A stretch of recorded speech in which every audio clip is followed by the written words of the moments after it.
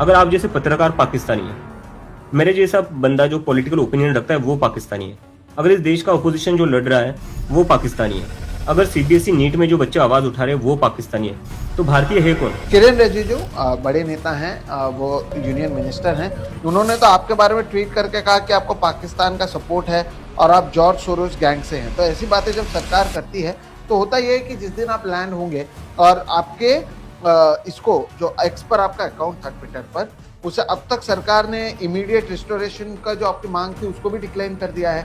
वो मामला भी अभी भी चल रहा है। वो उन्होंने ministry of electronics and information technology से कहा है कि इससे आगे क्या करना है उसे लेकर वो बातचीत कर रहे हैं। आपको पाकिस्तानी बताया जाता है या पाकिस्तानी फंडेड बताया जाता है, जॉर्ज सोरोस बैंक का बताया जाता है। आपको बताया जाता है कि अर्नब गोस्वामी ने तो बड़ा वीडियो ही बनाया कि कैसे आपको यूएस में फंड मिल रहा है, वहाँ पर बैठकर बोलना आसान है वगैरह वगैरह। तो ये सारी चीज़ों के बीच में ऐसा तो नहीं हुआ कि आपको एक तरीके से भड़का दिया गया कि भाई आ जाओ भारत में और आपको यहीं पर उठा लेंगे, फिर तो पूरा मुद्दा ही खत्म हो जाता है। क्योंकि सोनम वांगचुक को इतना समय जेल में रखा, किसे फर्क पड़ा इस देश में? उमर खलीद इतने समय से जेल में है, किसे फर्क पड़ रहा है? तो अगर अभिजीत दीपके को भी उठा लिया गया तो ये जो मूवमेंट बन रहा है वो तो जगह पर खत्म हो जाएगा। इसे आप ऐसा नहीं देखते हैं? नहीं, मैं बिल्कुल भी ऐसा नहीं देखता। इनफैक्ट ये मूवमेंट तो मतलब मैं कहीं से भी नहीं चाहता कि ये मूवमेंट मेरे तक लिमिटेड रहे या मैं अरेस्ट हो जाऊँ तो उसके अराउंड हो जाए। मैं चाहता हूँ अगर मैं अरेस्ट भी होता हूँ तो लोगों को डिमांड करनी चाहिए, जब तक धर्मेंद्र प्रधान रिजाइन नहीं करते तब तक आप लोगों को आवाज़ उठानी चाहिए। और रही बात एलिगेशंस की, मुझे फॉरेन फंडेड, मैं पाकिस्तानी हूँ, मतलब मेरी बात छोड़ दीजिए। सोई 17 साल का वेदांत जो सीबीएसई का एग्जाम दे रहा था, जिसने बोला कि मेरी मार्कशीट गलत चेक हुई है, उस 17 साल के बच्चे तक को इन लोगों ने पाकिस्तानी बोला है। तो क्या बोलूं मैं इस पर?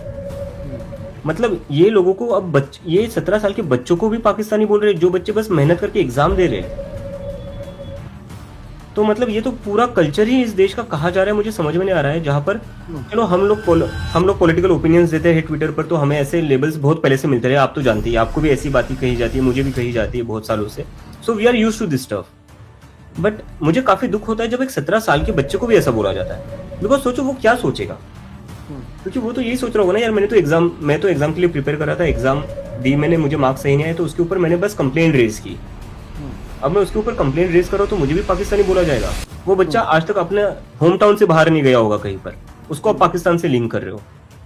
किस को आप पाकिस्तान से लिंक करोगे यार? मतलब इस देश में मैं पूछना चाहता हूँ, इस देश में भारतीय है कौन आज की डेट में?